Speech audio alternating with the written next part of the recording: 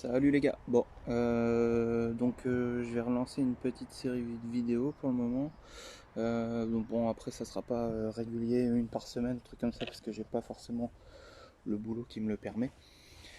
Du coup voilà, j'ai pas arrêté la mobilette pendant ces 2 ans d'inactivité de la chaîne. C'est juste que je prenais pas forcément le temps de filmer, parce que comme je pouvais bricoler que les week-ends, on va dire, et pas forcément les 2 jours. Et pas forcément tous les week-ends non plus. Je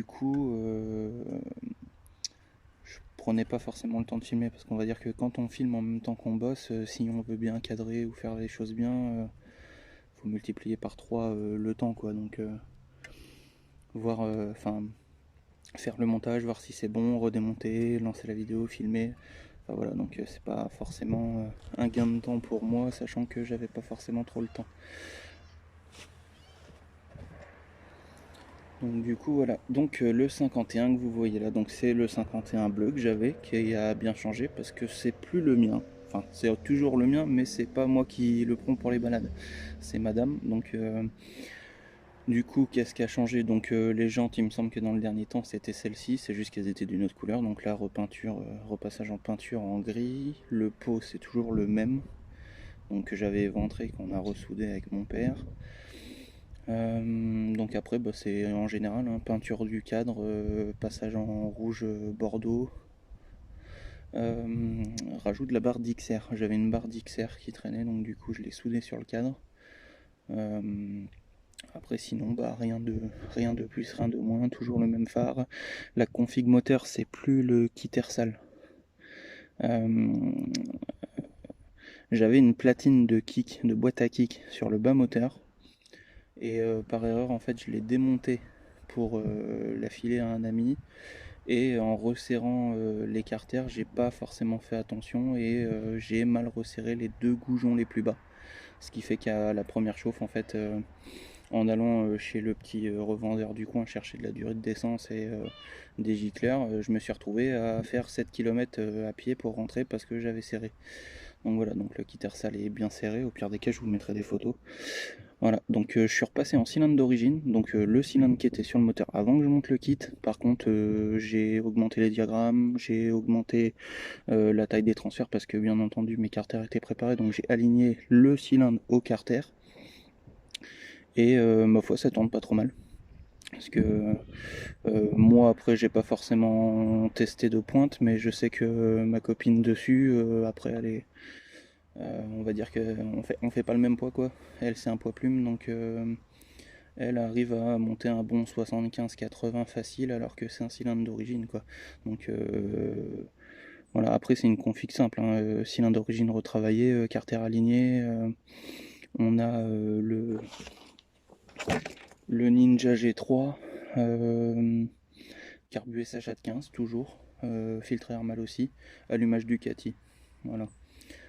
Autre chose que j'ai rajouté, bon, c'est une poulie pour pouvoir démarrer plus facilement, parce qu'elle a galéré à la démarrer à la poussette. Donc du coup, j'ai mis une poulie au niveau du volant magnétique, ce qui fait que du coup on démarre à la tirette. Parce que j'avais fait un test avec les démarreurs Pocket Bike avec un support et tout, mais en fait, au bout de 3-4 démarrages, tout se fout de travers, ça dézingue tout. C'est chiant. Voilà. Donc, je vais vous faire un tour. Voilà, donc on va faire un tour. Voilà, donc le moteur, j'ai toujours, en fait, rien à bouger à part l'esthétique. Voilà, donc là ce que tu vois là c'est juste une modification, c'est le starter. Voilà, ce qui fait que quand tu pousses, tu tiens la selle, tu appuies en même temps, tu pousses, tu démarres. Après, franchement, elle a rarement besoin de starter pour démarrer quoi.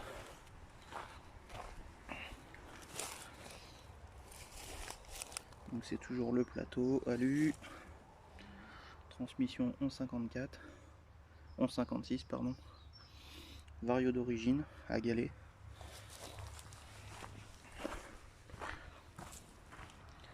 La petite plaque là pour cacher tout ce qui est bobine d'allumage et les fils, et la poulie là pour démarrer au lanceur.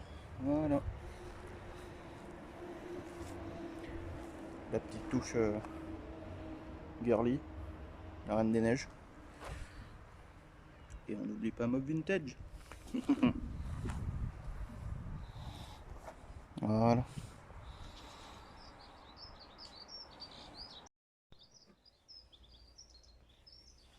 Voilà.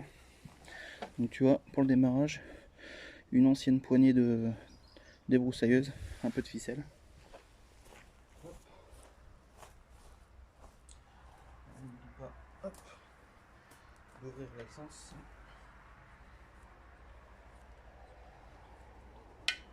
Hop, hop.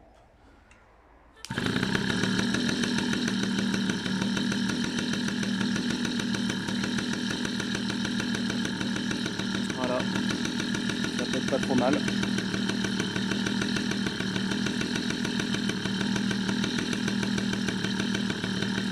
Je sais pas si tu arrives à voir, mais en fait j'ai une légère fuite juste en bas du corps du pot au niveau de la soudure, mais bon, après je pourrais refaire un point s'il faut. Voilà.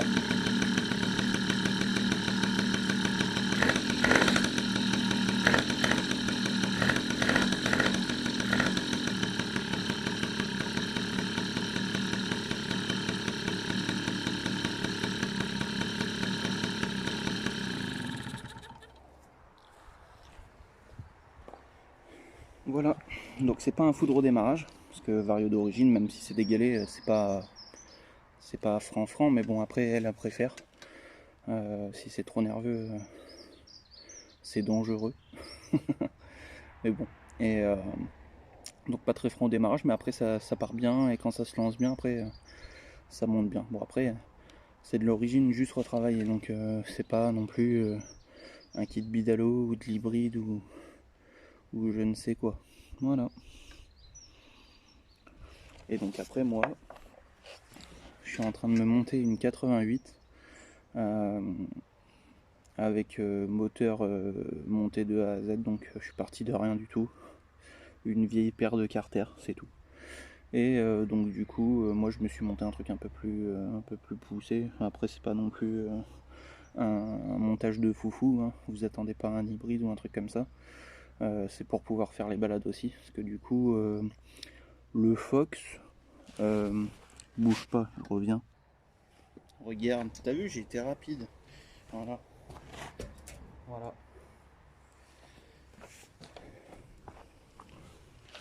Alors ça, c'est ce qui reste du Fox. C'est un long sujet. Mais très long sujet. Je l'ai fini, je l'ai monté. Ça marchait très bien même, hein. J'ai fait une balade avec. J'ai fait 10 km et j'ai la queue de vilebrequin qui s'est arrachée.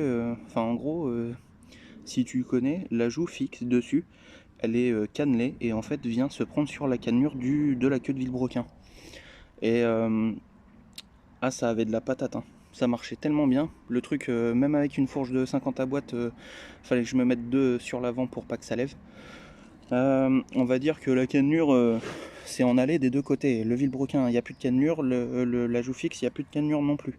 Regarde, téléportation, je vais te montrer. Tac. Tu vois, rapide, hein. Donc là, je sais pas si tu vas voir s'il veut bien faire le focus. Mais en gros, on va dire que ici, normalement, tu as une cannelure.